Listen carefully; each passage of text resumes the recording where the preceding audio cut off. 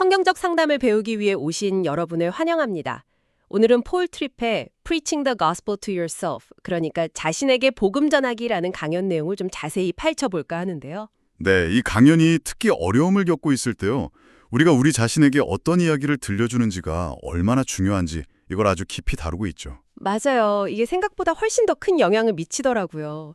그냥 흘려들을 이야기가 아닌 것 같아요. 트립은 신앙이라는 게 사실 우리 본성에 딱 맞는 옷은 아니라고 말해요. 오히려 의심하거나 걱정하고 불안해하거나 또 남들 보면서 저 사람은 왜 저렇게 잘 풀리나 부러워하는 마음 같은 게 훨씬 더 자연스럽게 불쑥 올라오죠. 그렇죠. 우리 안에서 스물스물 피어오르는 것들이죠. 그럼 하나님은 도대체 어떻게 이런 우리를 믿음의 사람으로 성장하도록 이끄시는 걸까요? 그냥 내버려 두시면 안 될 텐데요. 바로 그 질문에 답하기 위해서 트립 목사님은 마가복음 6장에 나오는 아주 극적인 이야기, 이걸 중심으로 설명을 펼쳐나가요. 예수님께서 제자들을 어떻게 믿음의 사람으로 빚어가시는지, 특히 고난이라는 도구를 어찌 보면 우리가 정말 피하고 싶은 그 도구를 어떻게 사용하시는지 생생하게 보여주는 이야기입니다. 그리고 그 어려움 속에서 하나님은 과연 어떻게 일하고 계시는지 함께 좀 깊이 탐구해 보려고 합니다. 핵심 질문은 바로 이거 아닐까 싶어요. 당신은 지금 그 어려운 순간에 당신 자신에게 어떤 목소리를, 어떤 메시지를 들려주고 있습니까? 자, 그럼 마가복음 6장으로 한번 들어가 보죠. 제자들이 예수님의 지시로 배를 타고 갈릴리 바다 건너편으로 가고 있었어요. 근데 갑자기 거센 풍랑을 만납니다. 네, 마가복음 6장 48절을 보면 바람이 거스름으로 제자들이 힘겹게 노젓는 것을 보시고 이렇게 기록되어 있죠. 정말 필사적으로 사투를 벌이는 그런 장면이에요. 그런데 여기서 정말 흥미로운 점, 어쩌면 좀 충격적인 부분은요. 그들이 왜 이 고난 한복판에 서게 되었냐는 거예요. 이유가 뭘까요? 트립 목사님은 바로 그 앞 구절, 마가복음 6장 45절을 꼭 보라고 강조합니다. 즉시 예수께서 제자들을 재촉하사 자기가 무리를 보내는 동안에 배 타고 앞서 건너편 벳세다로 가게 하시고, 그러니까 제자들이 예수님의 명령에 순종했기 때문에 풍랑을 만났다는 거죠. 순종의 결과가 고난이라니. 네, 이게 무슨 실수나 불순종 때문에 생긴 일이 아니라 예수님의 분명한 지시를 따랐기 때문에 벌어진 일이란 사실입니다. 트립 목사님 표현을 빌리면 이건 제자들이 자초한 혼란이 아니라 그리스도의 혼란, 크라이스트 메스였다, 이렇게 말할 수 있겠죠. 아니 근데 순종했는데 왜 이런 힘든 상황을 겪게 하시는 걸까요? 이게 참 받아들이기가 어려운데요. 근데 트립 목사님은 바로 이게 은혜라고 설명해요. 이게 어떻게 은혜가 될 수 있는 거죠? 보통 우리가 은혜하면 당장 눈앞의 어려움에서 벗어나게 해주는 뭐랄까 안도의 은혜나 해방의 은혜, 이런 걸 떠올리기 쉽잖아요. 네, 그렇죠. 당장 편해지는 거요. 물론 하나님은 그런 은혜도 베푸십니다. 하지만 트릭 목사님이 여기서 강조하는 은혜는 그것과는 조금 다른 차원이에요. 바로 우리를 더 깊고 단단하게 만들어 가시는 정련의 은혜, Grace of Refinement입니다. 정련의 은혜요? 좀 더 설명해 주시겠어요? 네, 마치 대장장이가 불순물을 제거하고 순금을 만들 듯이요. 하나님은 우리 스스로의 힘으로는 결코 도달할 수 없는 성숙과 믿음의 자리로 우리를 이끌기 위해서 때로는 우리가 전혀 원치 않는 상황, 또 이해할 수 없는 고난 속으로 우리를 데려가신다는 겁니다. 와, 그러니까 하나님께서 우리를 여기 계신 여러분 포함해서 우리 모두를 정말 가고 싶지 않은 곳으로 일부러 데려가셔서 거기서만 배울 수 있는 것, 거기서만 얻을 수 있는 성장을 이루게 하신다는 거군요. 그렇습니다. 굉장히 도전적인 관점이죠. 그래서 어려움을 만났을 때 이걸 보고 하나님이 날 버리셨나? 나한테 관심이 없으신가? 하나님 약속은 다 어디 갔지? 와 같은 증거로 해석하면 안 된다는 것이 트릭 목사님의 핵심 주장이에요. 오히려 그 반대일 수 있다는 거네요. 네, 오히려 그 어려움 자체가 우리를 포기하지 않으시는 하나님의 뜨거운 구속적 사랑의 표현일 수 있다는 거죠. 당신이 버려진 게 아니라 오히려 그 순간 하나님께 더 깊이 사랑받고 있다는 사인일 수 있다는 겁니다. 이 관점을 갖는 것이 정말 중요해요. 트릭 목사님은 또 우리가 어려운 상황에 처했을 때 끊임없이 자기 자신과 대화를 나눈다고 지적해요. 생각해보면 정말 그렇죠. 하루 종일 다른 누구보다 자기 자신이랑 가장 많은 이야기를 주고받잖아요. 맞습니다. 머릿속에서 계속 웅얼거리죠. 문제는 그 대화의 내용인데 여기서 딱 갈림길이 생긴다는 거죠. 네, 우리는 살면서 벌어지는 크고 작은 사건들을 계속해서 해석하면서 살아가요. 이때 크게 두 가지 방식 중 하나를 택하게 됩니다. 하나는 예수 그리스도의 복음, 그러니까 하나님의 변함없는 사랑과 주권, 그분의 약속을 기억하면서 상황을 해석하는 것이고요. 다른 하나는 그 복음을 완전히 잊어버린 채 전혀 다른 종류의 반복음으로 상황을 재단하고 자신에게 들려주는 거죠. 예를 들면 불평, 원망, 좌절, 시기심, 자기 연민 같은 것들이요. 아, 반복음. 그러니까 복음이 아닌 다른 이야기들. 네. 그래서 질문은 이거죠. 당신은 지금 당신의 그 어려움 속에서 스스로에게 어떤 종류의 복음을 설교하고 있나요? 진짜 복음인가요? 아니면 반복음인가요? 제자들이 그야말로 죽을 힘을 다해서 노를 젓고 있을 때 바로 그 폭풍우 속으로 예수님께서 물 위를 걸어서 다가오십니다. 마가복음 6장 48절 후반부인데 정말 영화 같은 장면이죠. 트림 목사님은 이 장면에서 우리가 놓치지 말아야 할 중요한 사실이 두 가지 있다고 강조합니다. 첫째는 이 사건이 예수님이 누구신지를 너무나도 명확하게 보여준다는 점입니다. 평범한 인간은 절대 물 위를 걸을 수 없잖아요. 그렇죠. 물리 법칙을 거스르는 일이죠. 네, 이것은 자연 법칙을 초월하시는 창조주로서의 예수님의 신성과 능력을 아주 압도적으로 드러내는 영광의 순간입니다. 마가복음 전체를 통해서 마가가 증언하고 싶었던 것, 즉 예수는 하나님의 아들이시다라는 사실이 이 장면 하나만으로도 강렬하게 증명되는 셈이죠. 둘째는 예수님께서 이 방식을 통해 무엇을 의도하셨는지가 드러난다는 거예요. 만약 단순히 제자들이 겪는 고생을 덜어주는 게 목적이었다면 그랬다면 굳이 한밤중에 물 위를 걸어서 그 폭풍 속으로 들어가실 필요까지는 없었을 거예요. 맞아요. 그냥 안전한 해변에서 바다야 잠잠해져라 한마디만 하셔도 충분했을 텐데요. 왜 굳이 그 위험 속으로 들어가셨을까요? 정확한 지적이십니다.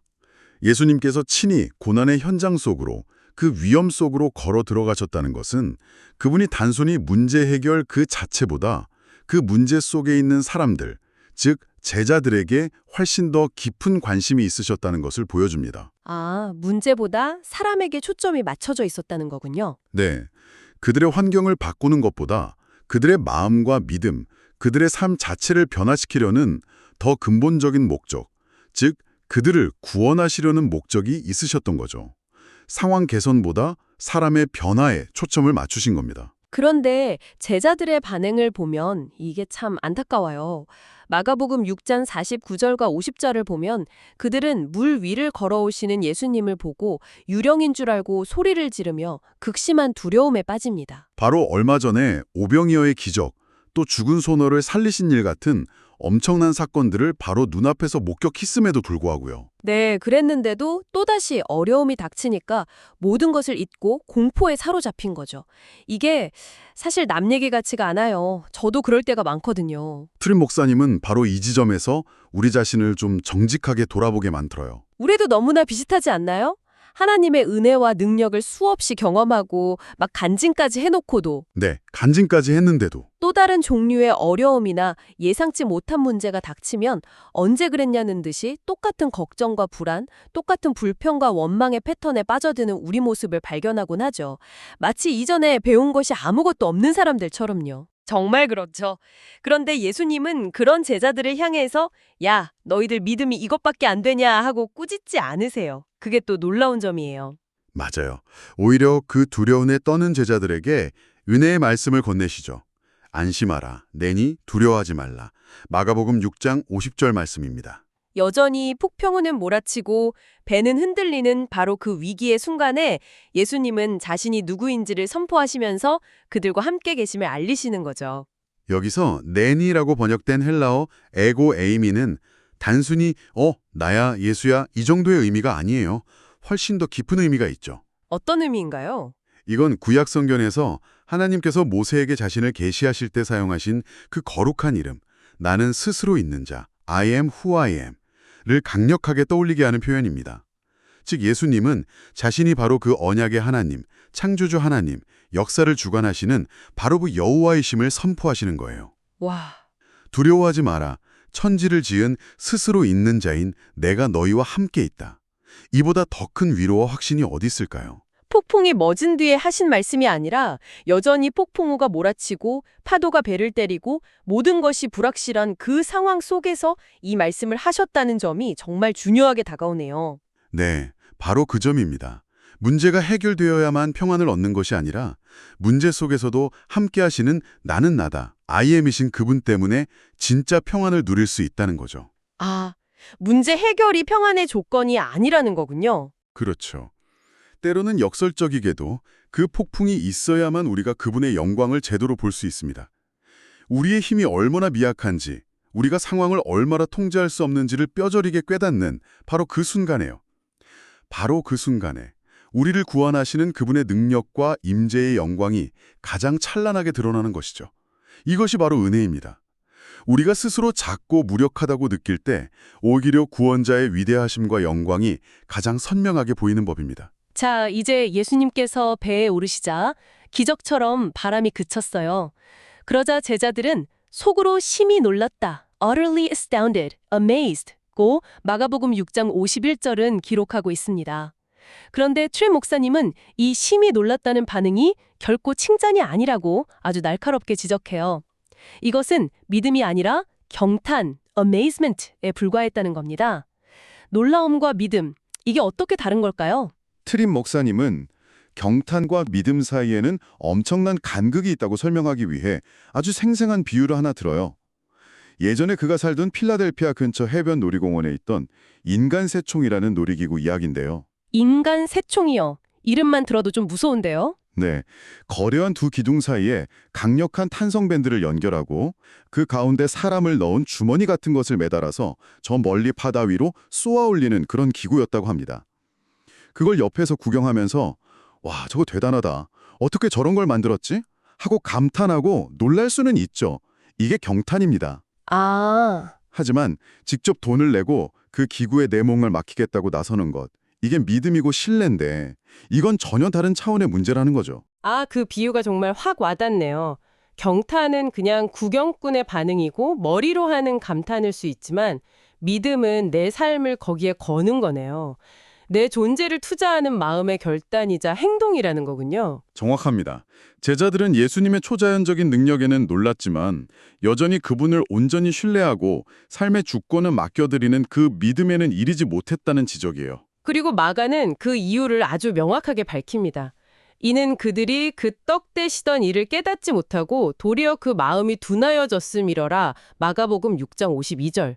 오병이어 기적을 봤으면서도 깨닫지 못했다는 거죠. 마음이 둔하여졌다 또는 굳어졌다, hardened는 것은 더 이상 외부의 자극이나 말씀에 반응하지 않고 변화에 저항하는 상태를 의미해요. 마치 물렁했던 진흙이 시간이 지나면서 딱딱한 돌처럼 굳어버려서 아무리 힘을 주어도 모양이 변하지 않는 것처럼요. 네, 완고하게 변화를 거부하는 마음 상태. 아니 근데 어떻게 예수님의 제자들, 그분의 임재와 기적을 바로 옆에서 생생하게 경험한 사람들의 마음이 이렇게까지 굳어질 수 있었을까요? 이게 참 이상하잖아요. 그러게요. 트립 목사님은 여기서 특히 신앙의 연륜이 좀 있거나 사역자들에게 나타나기 쉬운 두 가지 위험을 지적합니다. 두 가지 위험이요? 네, 첫 번째 위험은 경외심을 잃어버리는 위험입니다. 하나님이 누구신지, 그분이 얼마나 위대하고 거룩하신지, 그분이 행하시는 일들이 얼마나 놀라운지에 대한 그 가슴 뛰는 경외심 있잖아요. 네, 처음 믿었을 때 느꼈던 그런 그렇죠. 그게 신앙생활과 사역의 핵심적인 동력인데 이곳에 점점 무뎌지는 겁니다. 너무 익숙해져서 성경을 읽어도 설교를 들어도 심지어 기적적인 이야기를 들어도 더 이상 감동이나 놀라움, 두려움을 느끼지 못하는 상태가 되는 것이죠. 모든 것이 그저 일상적이고 예측 가능한 일이 되어버리는 거예요. 경외심의 상실. 두 번째 위험은 뭔가요? 두 번째 위험은 다 이루었다고 생각하는 위험, 즉 스스로 은혜 졸업생이 되었다고 착각하는 위험입니다. 은혜 졸업생이요. 네, 신학 공부를 많이 했거나 성경 지식이 풍부하거나 사역 경험이 오래되었거나 어떤 성공을 거두면서 마치 자신이 이제 더 이상 하나님의 은혜나 교정, 훈련, 연단이 필요 없는 완성된 존재인 것처럼 여기게 되는 교만이죠. 나는 이제 웬만한 건 다 안다. 이 정도면 됐다. 이렇게 생각하는 거군요. 맞아요.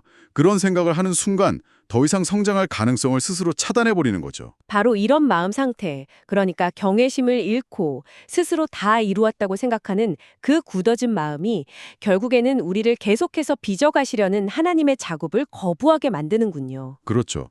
어려움이라는 도구를 통해 우리를 깨트리시고 더 성숙하게 만드시려는 하나님의 손길을 이게 사랑과 은혜의 손길인데 이걸 그렇게 보지 못하고 그저 귀찮고 불편한 방해물로 여기게 되는 거죠.